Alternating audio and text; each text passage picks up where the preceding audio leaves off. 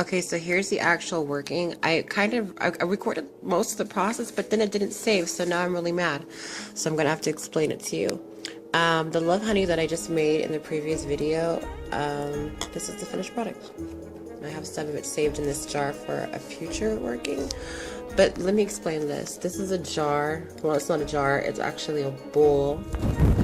And inside, I don't know if you can see, but I have a little man in there. And he's tied up. Okay, it's a Magistella or a poppet or whatever you want to call it. And I have him tied up inside the bowl of the love honey. And I have a personal concern of the person tied to him. And I inserted 2 roses that I covered with my pheromones that I make.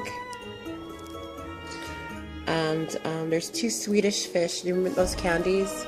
The Swedish fish. If you know the symbolism of 2 fish together, then you're on the right track. But this is the finished spell.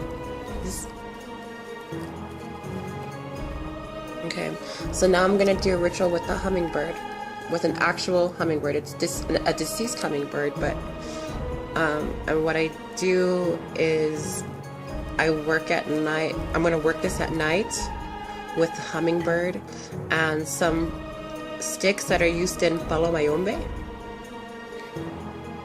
which I'm not gonna show on camera, but this is actually for a client, and I'm just doing this to like validate the work. I don't do really tutorials. I kind of just show bits and pieces of the process, and just to kind of like validate the work. But it's actually warm. It's still hot, and I wanted it to be hot because I wanted it to heat up this man. And he's trapped inside this bowl. Well, he's in this like bowl of loveliness, you know, this bowl of love. Wham, bam, and thank you, ma'am. I also dress and prepare and fix these magical candles, you know. But this is the work. This is basically to tie up your man so that he doesn't leave you or cheat on you or wander off, you know, and to keep him faithful to you. You could do it for a woman too, but this particular person is for a man. But